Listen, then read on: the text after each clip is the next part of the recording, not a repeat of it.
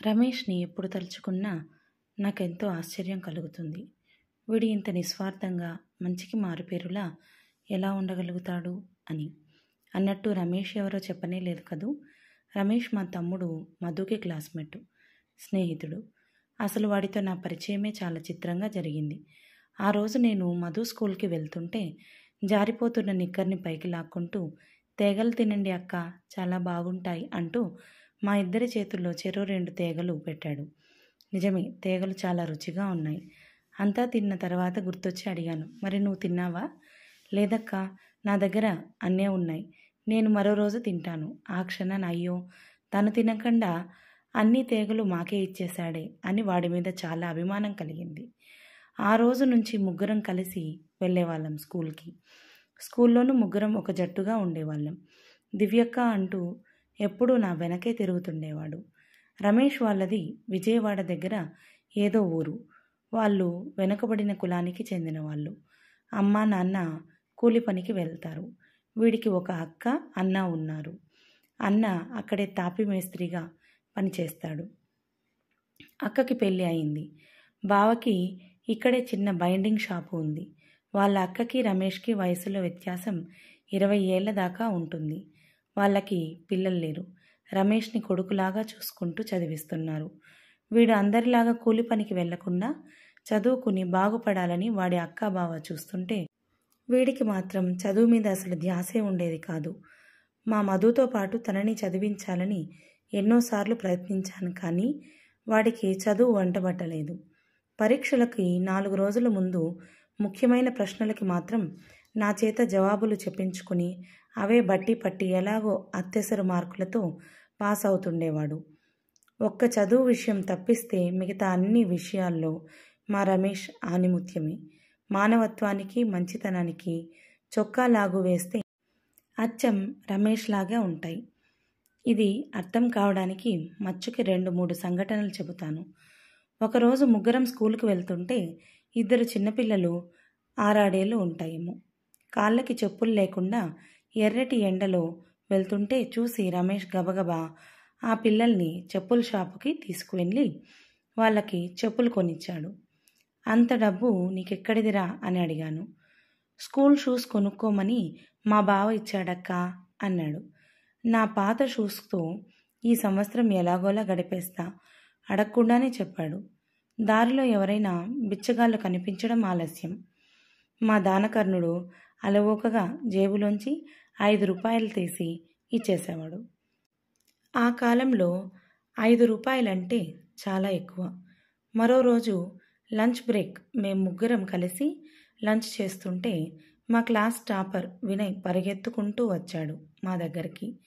రమేష్, చాలా థ్యాంక్స్ రా, టైంకి నా టర్మ్ ఫీజు కట్టేశావు, లేదంటే నన్ను ఎగ్జామ్కి కూర్చోనిచ్చేవారు కాదు. ఇన్నాళ్ళు చదివిన చదువంతా వేస్ట్ అయ్యేది. వాడు వెళ్ళిన తర్వాత చెప్పాడు, అవి స్కూల్ బుక్స్ కోసం వాళ్ళ బావ ఇచ్చిన డబ్బులు అని. ఆ సంవత్సరం అంతా బుక్స్ లేక తమ్ముడు బుక్స్ మధ్య మధ్యలో అడిగి తీసుకుని నోట్స్ రాసుకుని చాలా కష్టపడ్డాడు పాపం. ఇలా చెప్పుకుంటూ పోతే ఎన్నో ఉన్నాయి. తన బట్టల కోసం ఇచ్చిన డబ్బుని పేమెంట్ మీద పడుకునే వాళ్లకు దుప్పట్లు కొనడానికి ఉపయోగించడం, లంచ్ బాక్స్లో అన్నాన్ని సగానికి పైగా బిచ్చగాళ్ళకి పెట్టేయడం లాంటివెన్నో చేసేవాడు రమేష్. అప్పుడు నాకు చిన్నతనం కాబట్టి తెలియలేదు, కానీ ఇప్పుడు అనుకుంటుంటాను, వాడిలాంటి వాళ్ళు ఇంకా ఈ భూమి మీద ఉండబట్టే ప్రళయం వచ్చి పృథ్వీ ఇంకా మునిగిపోకుండా ఉందేమో అని. నా స్కూల్ చదువు పూర్తయ్యాక హైదరాబాద్లో కాలేజీలో చేరి ఎంసెట్కి కోచింగ్ తీసుకుని ఇంజనీరింగ్లో సీటు తెచ్చుకున్నాను. ఇంజనీరింగ్లో చేరిన 2 ఏళ్లకి సమ్మర్లో మా ఊరికి వెళ్ళాను. ఆ ఏడు మధుది, రమేష్ది కూడా 10th పూర్తి అయింది. మధుకి హైదరాబాద్లో నేను చదివిన కాలేజీలోనే అడ్మిషన్ వచ్చింది. అప్పుడే రమేష్ వాళ్ళ బావ మా ఇంటికి వచ్చాడు. అదే మొదటిసారి నేను అతన్ని చూడటం. దివ్యమ్మ, రమేష్ నీ ఒక్కదాని మాటే వింటాడమ్మా, వాడిని ఎలాగైనా కాస్త తొందరగా ఏదో ఒక దాంట్లో కుదురుకునేటట్టు చూడమ్మా అన్నాడు. నేను నాన్నగారు ఆలోచించి రమేష్ని పిలిపించి వాడికి నచ్చచెప్పి వాడి చేత పాలిటెక్నిక్ ఎంట్రన్స్ రాయించాం. రిజర్వేషన్ ఉండటం వలన తేలిగ్గానే సీటు దొరికింది ఫార్మసీ బ్రాంచ్లో. రమేష్ అక్కా బావ చాలా సంతోషించారు. ఇక వాడు స్థిరపడినట్టేనని.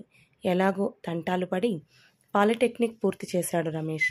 ఇంకా ఏ ఉద్యోగంలోనూ చేరకుండానే ఒకరోజు సడన్గా మరో అమ్మాయితో కలిసి పెళ్లిదండలతో వచ్చి మా ఎదురుగా నిలబడ్డాడు. షాక్ అయ్యాం. ఆ పిల్లవాడికి దూరపు చుట్టమేనట. సవతి తల్లి ఆ పిల్లని ఒక ముసలివాడికిచ్చి కట్టబెట్టపోతుంటే ఆ అమ్మాయి ఆత్మహత్యా ప్రయత్నం చేసిందట.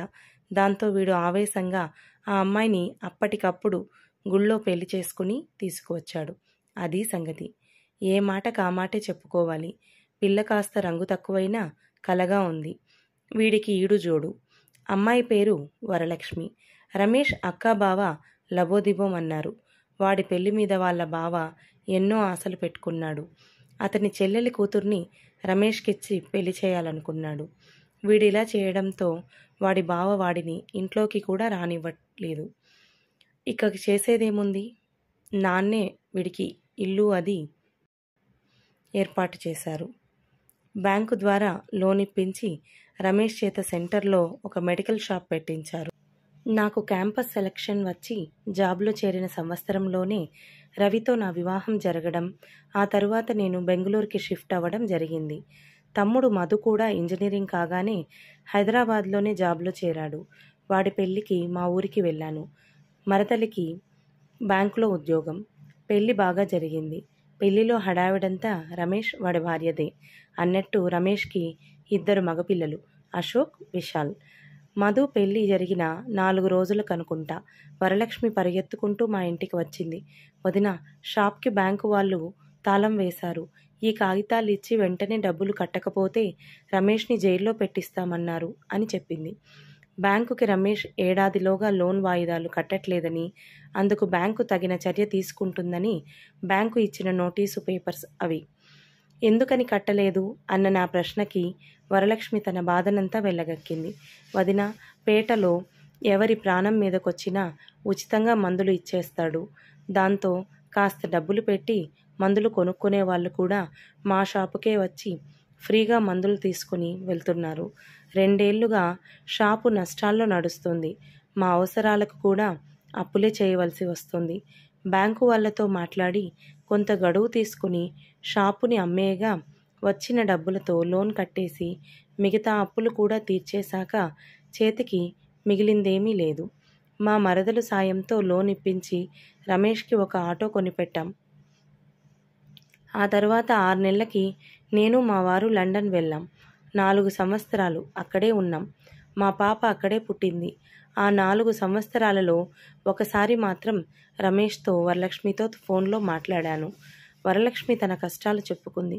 వదిన, రమేష్ తన ఆటోలో వికలాంగులు, వృద్ధులు, బీదవాళ్ళు ఎక్కితే వాళ్ళ దగ్గర డబ్బులు తీసుకోడు. ఈ మధ్య వాళ్ళ అన్న కూతుర్ని కూడా మా ఇంట్లోనే పెట్టుకొని చదివిస్తున్నాడు. ఖర్చులు పెరిగిపోతున్నాయి అని వినడమే తప్ప ఏమీ చేయలేకపోయాను. లండన్లో ప్రాజెక్టు పూర్తి చేసుకుని ఇండియాకి తిరిగి రాగానే షాకింగ్ న్యూస్ వినాల్సి వచ్చింది. రమేష్ చనిపోయాడు. బ్రెయిన్కి సంబంధించిన వ్యాధి వచ్చి 10 రోజుల్లోనే సడన్గా పోయాడు. రమేష్ పోయిన తర్వాత వరలక్ష్మి, పిల్లలు ఎక్కడికి వెళ్ళారో ఎవరికీ తెలియదు. చిన్నతనం నుంచి ఎంతోమందికి ఎన్నో విధాలుగా సాయపడినవాడు రమేష్. వాడికి అకాల మరణం ఏమిటి అనిపించింది. వాడి భార్యకి, పిల్లలకి ఏ విధమైన సహాయం కూడా చేసేందుకు వీలు లేకుండా పోయిందే అని చాలా బాధపడ్డాను. మా వారు, నేను సొంతంగా కంపెనీ స్టార్ట్ చేయడంతో బాగా బిజీ అయిపోయాం. ఏళ్లు గడిచిపోయాయి.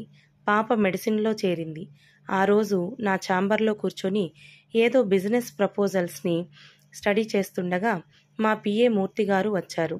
మేడం, చిన్న రిక్వెస్ట్. ఒక అబ్బాయి బయట వెయిట్ చేస్తున్నాడు. చూడటానికి చాలా మంచివాడిలా కనిపిస్తున్నాడు. అతనికి మన ఆఫీస్లో ఏదైనా ఉద్యోగం ఇప్పిస్తారేమోనని అంటూ ఆగాడు.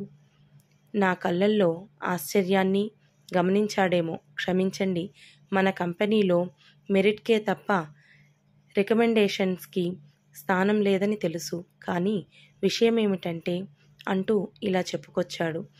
నేను ఇందాక క్యాంటీన్లో బ్రేక్ఫాస్ట్ చేసి బయటకు రాగానే ఈ అబ్బాయితో అతని ఫ్రెండ్ అంటున్న మాటలు నా చెవిన పడ్డాయి. ఇతన్ని ఆ ఫ్రెండ్ మందలిస్తున్నాడు. ఏంట్రా నువ్వు చేసిన పని? నీ కడుపు మార్చుకొని ఆ ముసలోళ్ళిద్దరికీ నీ దగ్గర మిగిలిన కొంచెం డబ్బులతో టిఫిన్ పెట్టించావు. ఇప్పుడు చూడు, నీకు ఇంటికి తిరిగి వెళ్ళటానికి కనీసం బస్సు ఛార్జీలు కూడా లేవు. మరీ ఇంత తనకు మాలిన ధర్మం పనికిరాదురా. దానికి ఆ అబ్బాయి ఏం చెప్పాడో తెలుసా మేడం? పోనీలేరా, నేను వయసులో ఉన్నాను, తిండి తినకుండా 4 రోజులు ఉండగలను, 4 మైళ్ళు నడవగలను. కానీ వాళ్ళని చూడు, వాళ్ళ కడుపులకి ఇంత తిండి పడకపోతే ఏ క్షణాన్నైనా రాలిపోయేట్టున్నారు. మన కళ్ళ ముందు 2 ముసలి ప్రాణాలు ఆకలితో అల్లాడిపోతుంటే మనం చూస్తూ ఊరుకుంటే మనం ఎత్తిన ఈ మనిషి జన్మకి, మానవత్వానికి ఇక అర్థమేముందిరా అని. ఈ కాలంలో పూర్తిగా కనుమరుగైపోతున్న మానవత్వపు విలువలు ఇతనిలో మెండుగా కనిపించడంతో అతనికి ఏదైనా సహాయం చేద్దామనిపించి మీ దగ్గరకు తీసుకుని వచ్చాను మేడం అన్నారు మూర్తిగారు. మూర్తిగారు చెప్పిన సంఘటన వినగానే నా మనసుకి వెంటనే స్ఫురించిన వ్యక్తి మా రమేష్. ఆ అబ్బాయిని లోపలికి పంపించమని చెప్పాను. 5 నిమిషాల తర్వాత నా రూంలోకి వస్తున్న అతన్ని చూడగానే పోల్చుకోగలిగాను. మొహంలో స్పష్టంగా రమేష్ పోలికలు కనిపిస్తున్నాయి. అతని ఫైల్ తీసుకుని బయోడేటా సర్టిఫికేట్స్ చూశాను. సందేహం లేదు, ఇతను రమేష్ కొడుకు అశోక్. ఇంతకాలానికి రమేష్ కుటుంబానికి సహాయం చేసే అవకాశాన్ని ఇచ్చినందుకు ఆ దేవునికి మనసులోనే కృతజ్ఞతలు చెప్పుకున్నాను. మూర్తిగారిని పిలిచి అప్పటికప్పుడు అపాయింట్మెంట్ ఆర్డర్ టైప్ చేయించి సంతకం చేసి ఇచ్చాను అశోక్కి. అడ్వాన్స్గా ఖర్చులకి 2000 ఇప్పించాను. చాలా సంతోషంగా ఉంది ఇప్పుడు. అశోక్ వెళ్ళిన తరువాత లంచ్ అయ్యే వరకు అతి కష్టం మీద ఆగి ఆ తరువాత మా డ్రైవర్కి అశోక్ ఇంటి అడ్రస్ చెప్పి బయలుదేరాను. 15 గంటలో చేరుకున్నాం. కారు దిగుతుంటే మేడం మీరిక్కడా అని అశోక్ అంటుంటే, కేవలం ఆఫీస్లోనే మేడం, ఇక్కడ నీకు అత్తని. మీ నాన్న నేను ఒక తల్లి కడుపున పుట్టకున్నా అంతకంటే ఎక్కువగానే కలిసి ఉన్నాం అప్పట్లో అంటూ అశోక్ని దగ్గరకు తీసుకున్నాను. ఈలోగా వరలక్ష్మి బయటకి వచ్చి నన్ను చూస్తూనే వదిన ఎన్నాళ్లకు అంటూ కౌగిలించుకుంది. ఆ తరువాత వరలక్ష్మి చెప్పిన సంగతులు వింటుంటే మనసు ఏదో అనిర్వచనీయమైన అనుభూతికి లోనయింది. వదిన, రమేష్ చనిపోయిన తరువాత 2 పిల్లలతో ఎలా బతకాలి అని చాలా భయపడ్డాను. కానీ రమేష్ మమ్మల్ని విడిచి ఎక్కడికి వెళ్ళలేదు వదిన, మాతోనే ఉన్నాడు. రమేష్ చనిపోయాడని తెలియగానే రమేష్ దగ్గర అంతకుముందు చేబదులు తీసుకున్న వాళ్ళంతా ఆ డబ్బంతా వడ్డీతో సహా తెచ్చి మాకు ఇయ్యడమే కాకుండా దగ్గరుండి నాకు కుట్టు మిషన్ కొనిపెట్టి నా బతుక్కి ఒక ఆధారాన్ని కల్పించారు. రమేష్ చనిపోయినా తన మంచితనం మమ్మల్ని వెన్నంటి ఉండి మా బాగోగులు చూసుకుంది వదిన. 10 ఏళ్ల వయసులో అశోక్ ఒకనాడు కడుపు నొప్పితో గిలగిల్లాడుతుంటే వాడికి ఉచితంగా వైద్యం చేసి వాడి ప్రాణాలు కాపాడాడు ఒక డాక్టర్. ఆ డాక్టర్ కొడుకుని ఒకరోజు రోడ్డు మీద కారు గుద్దేసి వెళ్తే రమేష్ ఆ పిల్లాడిని హాస్పిటల్లో చేర్పించడమే కాకుండా తన రక్తం కూడా ఇచ్చి బతికించాడని ఆ డాక్టరే చెప్పారు. వదిన, అప్పట్లో రమేష్ వాళ్ళ అన్న కూతుర్ని చదివిస్తున్నాడని నీతో చెప్పానే, అది అచ్చం వాళ్ళ బాబాయ్ పోలికే. ఆ పిల్ల తను బాగా చదువుకుని మంచి ఉద్యోగం తెచ్చుకోవడమే కాక అశోక్ని, విశాల్ని కూడా తన దగ్గరే పెట్టుకుని చదివించింది. రమేష్ చేసిన మంచి పనులన్నీ ఏదో ఒక రూపంలో తిరిగి మమ్మల్ని ఆదుకున్నాయి వదిన. చూడు, ఇప్పుడు మా అశోక్కి నీ ఆఫీస్లో ఉద్యోగము అలాగే వచ్చిందిగా. అందుకే అప్పట్లో రమేష్ చేసే పనులంటికి విసుక్కునే నేను ఇప్పుడు నా పిల్లలు చేసే మంచి పనులు వేటికి అడ్డుపడట్లేదు అంది. వరలక్ష్మి తను చెప్పిందంతా విన్నాక ఈ మధ్య చదివిన కొటేషన్ గుర్తొచ్చింది. When you do good to others, good things come back to you అని. అంటే మనం ఎవరికైనా మంచి చేస్తే ఆ మంచి ఏదో ఒక రూపంలో తిరిగి మనల్ని చేరుకుంటుందన్నమాట. మంచికి మానవత్వానికి భూమి మీద ఎప్పటికీ చోటుంటుంది అనుకుంటే మనసుకు ఎంతో తృప్తిగా హాయిగా అనిపించింది. ఒక మంచి కథ. Please like, share and subscribe my channel. జలుబు కారణంగా గొంతు కాస్త రాసిందండి. పొరపాట్లుంటే క్షమించండి.